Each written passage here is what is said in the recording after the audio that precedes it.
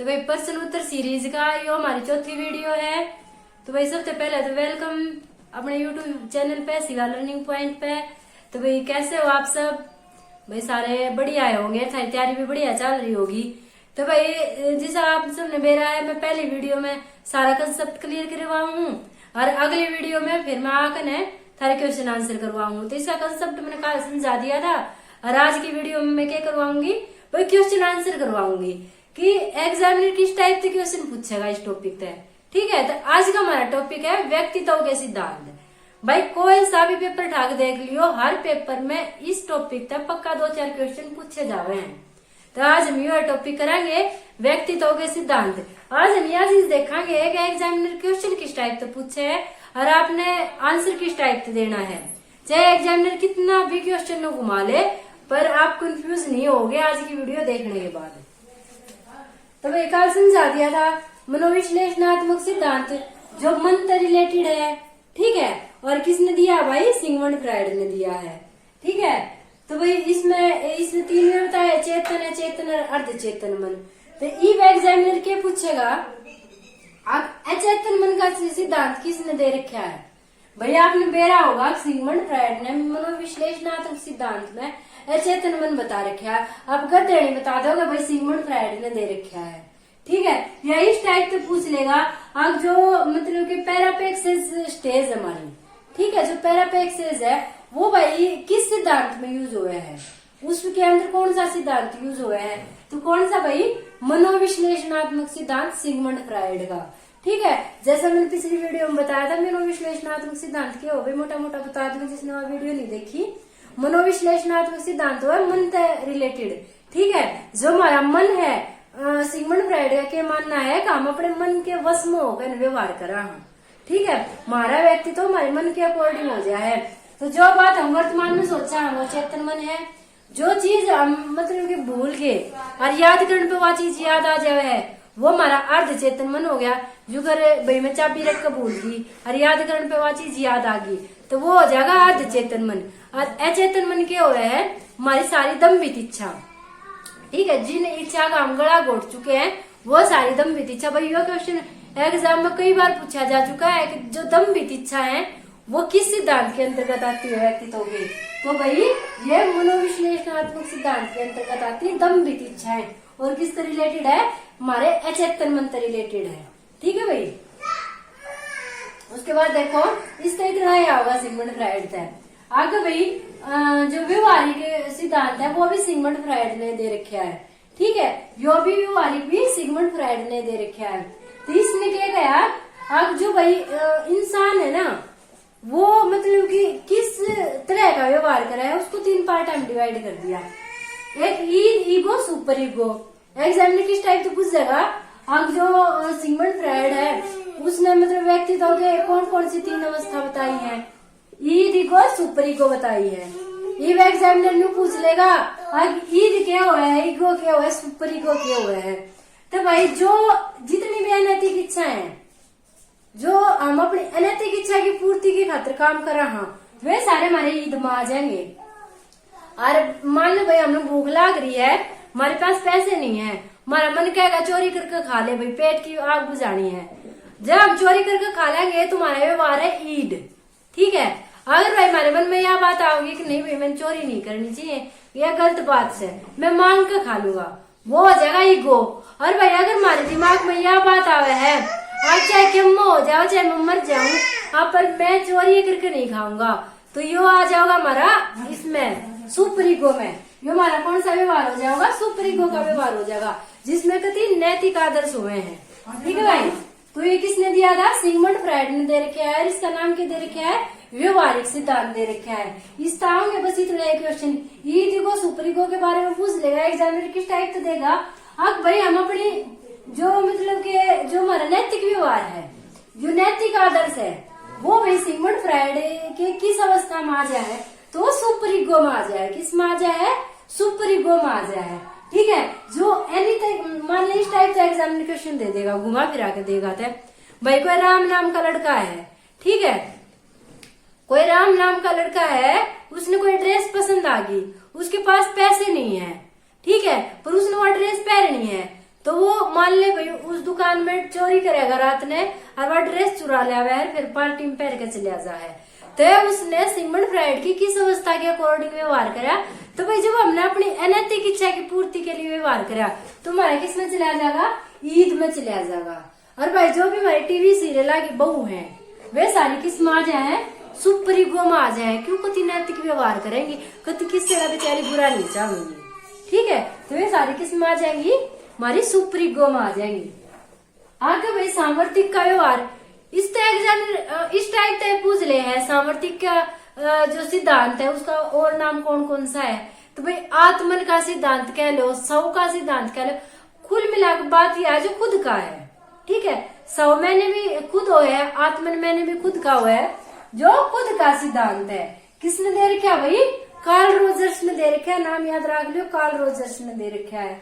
इस तरह काफी कम पूछे जावे, जो पूछे जावे हैं वे के है न्यू पूछ लेगा। अब जो आत्मन है, आत्मन कितने पार्टा में डिवाइड कर कार्ल रोजर्स ने? भाई 2 पार्टा में डिवाइड कर दिया, आत्म संपर्दय में, आदर्श संपर्दय में। इब न्यू पूछ लेगा अब जो हमारा वास्तविक व्यवहार है वो भाई किस संपर्दय में आवे है? वो आत्म संपर्दय में आवे है। और जो हमारी इच्छा है वो किस में चला जाए है? हमारी इच्छा आदर्श आत्मन में चली जावे है। ठीक है, एक चीज और, इसने प्राणी को क्या मानना है? प्राणी चेतन अर्ध चेतन और अचेतन दोनों मिलकर प्राणी बने हैं। कोई भी प्राणी ऐसा नहीं हो सकता जिसकी सिर्फ चेतन इच्छा हो और कोई अचेतन इच्छा ना हो। अचेतन इच्छा कौन सी है? जो हमारी कदे इच्छा रही हो और हम उसका गला घोट दिया हो, कति बेचारी जी तो मार दी हो, इच्छा दफन कर दियो। जो किसी की तो घूमने जाने की इच्छा हो, किसी की कुछ खान, तो औकात तो बाहर की जो इच्छा हो, औकात वाली इच्छा है ना तो हम पूरी कर ले। पर जो औकात तो बाहर की इच्छा हो, किसी की स्विट्जरलैंड कहना है ना आता भाई, अमेरिका जाने की इच्छा हो किसी की, ठीक है, हर बजट को ना झाझर जाने का भी, तो वो बेचारा क्या करेगा? उस इच्छा ने मारेगा न, गला घोटेगा। तो वह इच्छा की चली गई अचेतन मन में चली जाएगी। ठीक है, तो ये हो जाएगा हमारा अचेतन मन। और चेतन मन कौन सा है? कहा भाई मन ने जाना है झाझर, झाझर तो लेकर आने 5 किलो आलू, या बात जब मैं सोचने लग रही हूँ, हो जाएगा भाई चेतन मन। तो जो प्राणी है उसमें चेतन और अचेतन दोनों इच्छा हुए हैं। ठीक है, तो भाई इस तरह पूछा जाएगा, न्यू पूछ लेगा कार्ल रोजर सिद्धांत कौन सा दिया भाई? जो आत्मन है उसके पार्ट बता दो, जो आत्म संपर्क है उसमें वास्तविक व्यवहार हुए है, आदर्श आत्मन में इच्छा हुए हैं। ठीक है भाई, आगे देखो आलपोर्ट का आ गया भाई सील गुण। आलपोर्ट के सील गुण बार बार एग्जाम्पल पूछे जाओ, बहुत बार पूछे गए। आप प्रीवियस ईयर के उठा के देखो, DSSS का उठा लो, KVS का उठा लो, ठीक है, NVS का उठा लो, और CTET STETA की तो बात तो करा। एक भी पेपर ऐसा नहीं गया होगा जिसने शील गुण ना पूछे गए हो। ठीक है, तो भाई बहुत इंपॉर्टेंट है। तो अनपोर्ट ने भाई सिद्धांत दिया सील गुण का। 2 बताए, 2 तरह के, एक तो सामान्य सील गुण हुए हैं और एक हुए व्यक्तिगत सील गुण। सामान्य सील गुण सब में हुए हैं, जो कोई भूख लगन दुख होने पर रोना और खुशी होने पर हंसना, सब में नॉर्मल हुए हैं। तो और जो व्यक्तिगत सील गुण हुए हैं वो किसी किसी में अलग अलग हुए हैं। ठीक है, और ये भी 2 तरीके बता दिए, 3 तरीके बता दिए। एक कार्डिनल प्रवृत्ति, एक केंद्रीय प्रवृत्ति, एक गौण प्रवृत्ति। एग्जामिनर अड़े तो क्वेश्चन बनाएगा, एग्जामिनर कड़े तो क्वेश्चन बनाऊंगा, अड़े तो बनाऊंगा। न्यू पूछ लेगा भाई कार्डिनल प्रवृत्ति के है भाई, जो किसी विरले इंसान में पाए जावे, एक विशेष प्रवृत्ति हुए है। ठीक है, जो अपने भीमराव अम्बेडकर थे भाई, उसमें मतलब के जो अछूत वर्ग था उसका उद्धार करने की एक मतलब अद्भुत प्रवृत्ति थी। ठीक है, तो विरले इंसान नाम पाए जावे। इसके सब तो बड़ी बात क्या है, यह छुपाए तो भी नहीं छुपती, उभर के सहमी है। आज हर इंसान का है ना जय भीम जय भीम। तो जय भीम में कौन सी प्रवृत्ति थी? कार्डिनल प्रवृत्ति थी, जो विरले इंसान में पाई जावे। जैसे हमारे भगत सिंह में देशभक्ति की भावना। उसके बाद है केंद्रीय प्रवृत्ति। केंद्रीय प्रवृत्ति मान है हमारे सामान्य गुण। ठीक है, जो हमारे सामान्य गुण हुए हैं, जो सब में मोस्टली चाहे इंसान कोई हो कितने का हो, सब में सामान्य हुए हैं। ठीक है, वे सामान्य गुण आ जाएंगे। उसके बाद है गौण प्रवृत्ति। गौण प्रवृत्ति के हुए हैं जो कति कम महत्वपूर्ण हुए हैं, जो किसी का चलन का स्टाइल है, किसी का बोलन का स्टाइल है। ये जो करते हैं उसका शाहरुख खान का करके बोलन का स्टाइल हो गया। ठीक है, अमिताभ बच्चन का न्यू हाथ करके ना बोलने का स्टाइल हो गया, तो ये इतने इम्पोर्टेंट थोड़ी ना है। तो ये जो कम महत्वपूर्ण है वे सारे आ जाएंगे हमारी गौण प्रवृत्ति में। ठीक है, तो भाई शील गुण बताए दो, एक सामान्य एक व्यक्तिगत। सामान्य भाई सब में एक जैसा हुआ है, चाहे तुम न्यूजीलैंड चले जाओ, चाहे अमेरिका चले जाओ, चाहे पाकिस्तान चले जाओ, चाहे बंगाल में चले जाओ, हर जगह पर सारे इंसानों में सेम बात पाऊंगी है। और जो व्यक्तिगत हुए हैं वे भाई बताए दिए 3 टाइप के हुए। कार्डिनल प्रवृत्ति जो किसे किसे में पाई जाए, केंद्रीय प्रवृत्ति जो सब में सामान्य हुए है, और गौण प्रवृत्ति जिनका इतना इम्पोर्टेंस नहीं होती। तो भाई ये इतने क्वेश्चन पूछे एग्जामिनर, इन्हें पूछ लिया गौण प्रवृत्ति कौन सी है। ठीक है, और घुमावेगा अगर क्वेश्चन का लेवल आई बनाना चाहोगा तो किस टाइप से एग्जामिनर क्वेश्चन दे देगा। अब भाई फलाने नाम का एक बालक से है, ठीक है, कि मान लो भाई रविंद्र नाम का कोई बालक से है, ठीक है, और वो उसके अंदर मतलब कि न्यू लगा लो देशभक्ति की भावना कति कूट कूट के भरी ओढ़ है, वो अपने देश के लिए कुछ भी कर सके है। ठीक, वो सारे आंदोलनों में भाग ले हुए है, सब त्याग गर्व है, नेतृत्व की भावना है उसमें। तो उसमें कौन सी प्रवृत्ति है भाई, उसमें कार्डिनल प्रवृत्ति है। कौन सी प्रवृत्ति? कार्डिनल प्रवृत्ति है, जो ऊपर के श्याम आ रही है, जो छुपाए तभी नहीं छुप रही। तो इस टाइप का एग्जामिनर क्वेश्चन घुमा देगा, थोड़ा समझोगे तो ज्यादा दिक्कत लेने की जरूरत नहीं है, कति आसानी तो हो जाएगा। फिर भाई गैस्टार्डवाद सिद्धांत, ठीक है, जो गैस्टार्डवाद सिद्धांत है वो भाई इकट्ठे याद कर लो चाहे अलग अलग याद कर लो, कल भी बताई थी। मैक्स वर्दीमन ने कुर्टर कोफका ने इनने दिया गैस्टार्डवाद का सिद्धांत, दो दो करके पढ़ो। मैक्स वर्दीमन के ने जो दिया उसने क्या कही, अंतर्दृष्टि विचारों को महत्व दे दिया। अब जो इंसान है वो सूझबूझता है अपना व्यवहार करे है, ठीक है, उसका व्यक्तित्व उसके सूझबूझ पर डिपेंड करे है।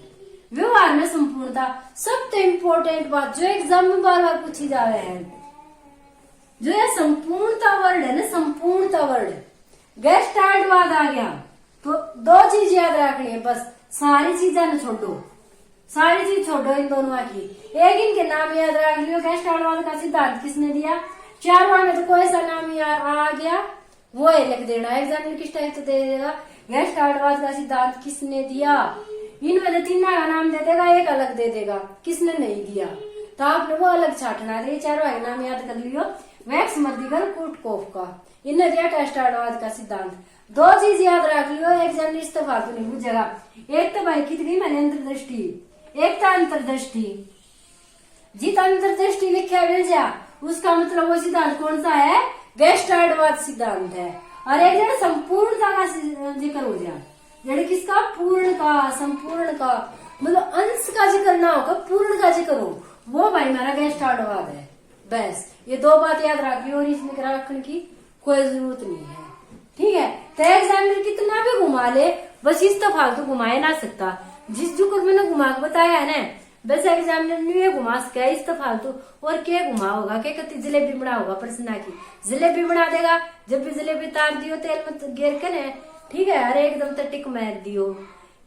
आई होप भाई सारा वीडियो पसंद आई होगी, तो